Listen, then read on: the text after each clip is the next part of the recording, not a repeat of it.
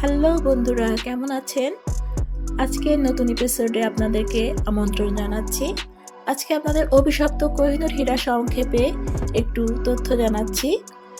কোহিনূর হীরা পৃথিবীর সবচেয়ে বিখ্যাত ও রহস্যময় হীরাগুলোর একটি। এর নাম ফার্সি ভাষা থেকে এসেছে, অর্থ আলুর পাহাড়। উৎপত্তি ধারণা করা হয় প্রায় 800 বছর আগে ভারতের গোলকুন্ডা অঞ্চলে এটি আবিষ্কৃত হয়। অভিশাপের কাহিনী, কেন এই কোহিনূর হীরা অভিশপ্ত? লোককথা অনুযায়ী যে পুরুষ কোহিনূর হীরা ধারণ করবে সে ক্ষমতা হারাবে বা দুর্ভাগ্যের শিকার হবে, কিন্তু নারী শাসকদের ক্ষেত্রে এই অভিশাপ কাজ করে না, এমন বিশ্বাস প্রচলিত।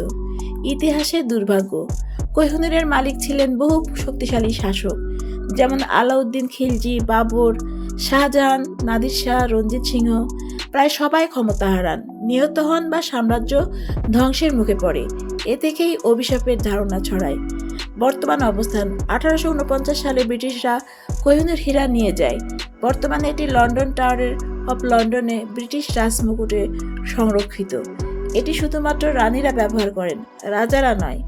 অভিশাপের বিশ্বাসের কারণে বাস্তবতা হচ্ছে, ইতিহাসবিদদের মতে এসব দুর্ভাগ্য রাজনৈতিক সংঘর্ষ ও যুদ্ধের ফল। হীরার কোনো বৈজ্ঞানিক অভিশাপ নেই, তবে রহস্য ও কাহিনী কোহিনূরকে আরও আকর্ষণীয় করে তুলেছে। এই ছিল কোহিনূর হীরা সম্পর্কে কিছু তথ্য, যেটা রহস্যময়। আপনারা হয়তো শুনে আপনাদের ভালো লাগবে। তো পরবর্তী এপিসোড দেখার জন্য আপনাদেরকে আমন্ত্রণ জানালাম। আবারও ভালো থাকবেন, শুভকামনা।